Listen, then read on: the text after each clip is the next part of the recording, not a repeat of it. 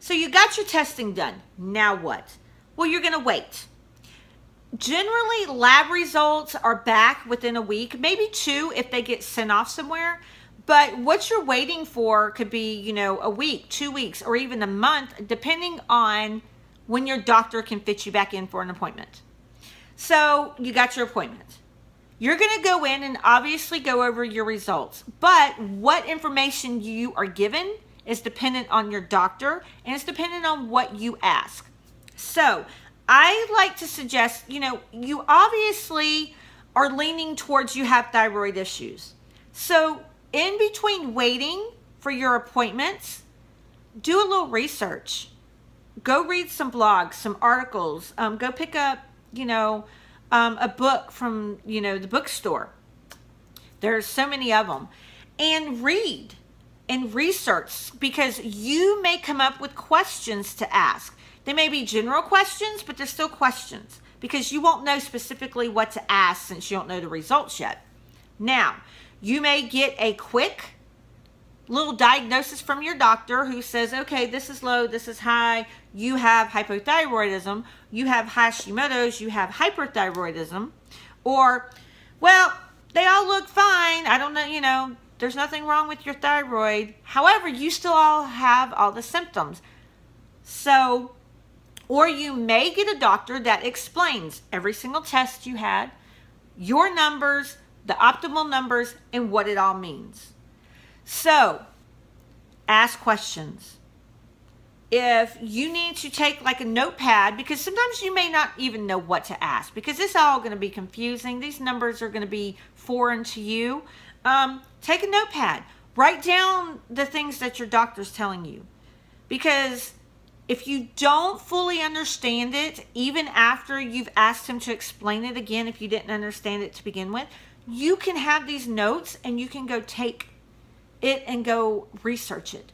Ask for a copy of your lab results as well, because you can also look that up and, get a bigger picture.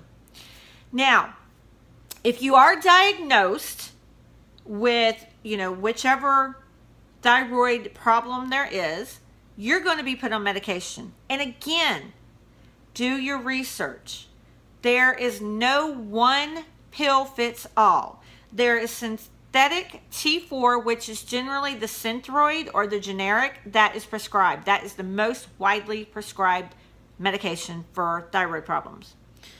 There is synthetic T3. There is synthetic combinations of T4 and T3. And then there is naturally desiccated thyroid, which people tend to have better results with as far as their symptoms and helping with get your thyroid levels back to where they need to be. And again, it is up to you to do research. Now, let's say you go in, you have no idea what medication to ask for. Ask your doctor information on the different medications. And then if they're adamant about prescribing you Synthroid, ask them why. And that way you have all the information and you can take with you. Now, once you get this information from your doctor, even if you do take the Synthroid prescription with you, you can go home. You don't have to rush right out and take the pill right then. It's not going to make things go away just like that. So go home, look up the different medications and decide what is best for you.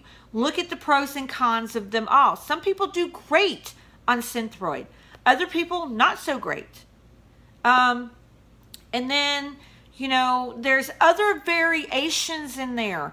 With some of the medications, you cannot take other supplements like iron, calcium, magnesium within 4 hours of, this medication, and that can affect it. So if, say you are, because I've heard so many people say, well, nobody told me not to. My pharmacist told me not to. Doctor didn't. But that could interfere and could be a reason why your medication isn't working as well either.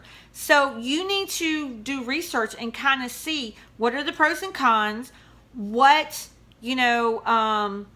interactions with other medications, supplements, foods, even foods can interfere with certain medications. So you need to kind of look that up and do research and then figure out what is best for you. And if you need to go back to your doctor and say, hey, I've decided I'd rather try this, then do it. It is your right to ask for what you need. So I hope this has, put a little light on this otherwise confusing topic that it can be. And I hope you learned a little bit that information you can take to your doctor. Now make sure you check out my blog. Go check out my blog. I hope that's the right corner. I don't know which corner this is going in. But make sure you check out the blog because I have more information that you can carry in with your doctor that can help you, understand some of this. And I hope you are informed.